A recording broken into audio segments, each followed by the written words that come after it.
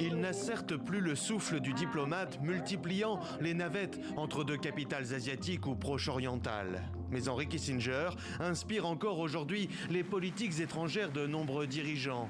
Pour ses détracteurs comme ses soutiens, sa vision du monde, sorte de réelle politique à l'américaine, a marqué le monde de la seconde moitié du XXe siècle jusqu'à nos jours. Depuis New York et son cabinet de conseil, il conserve une certaine influence.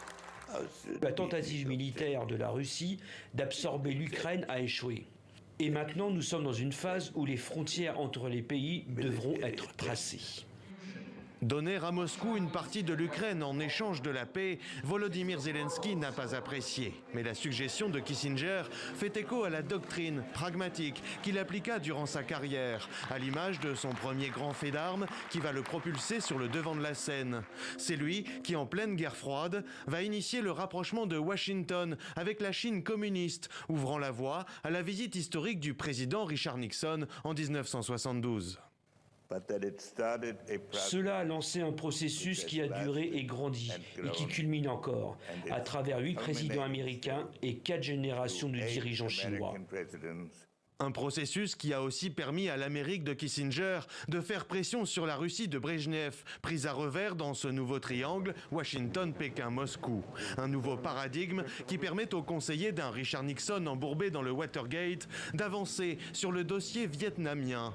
En parallèle des bombardements américains sur Hanoï et le nord du pays, mais aussi au Cambodge, Henry Kissinger mène dans le plus grand secret des négociations qui aboutissent à un cessez-le-feu en 1973. C'est ce qui lui vaudra la même année le prix Nobel de la paix, l'un des plus controversés de l'histoire. Rien de ce qui m'est arrivé dans la vie publique ne m'a autant ému que ce prix.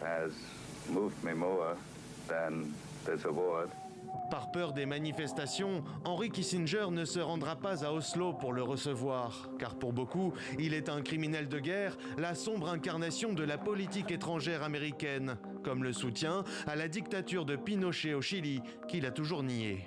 Notre souci, c'était l'élection en 1976, et pas du tout avec le coup d'État de 1973, dont nous ne savons rien. Critiqué par ses détracteurs, le réalisme et le conservatisme de Kissinger restent marqués par son enfance. Les 15 premières années d'un jeune juif allemand en Bavière, en pleine montée du nazisme et de sa barbarie à venir, avant l'exil aux États-Unis.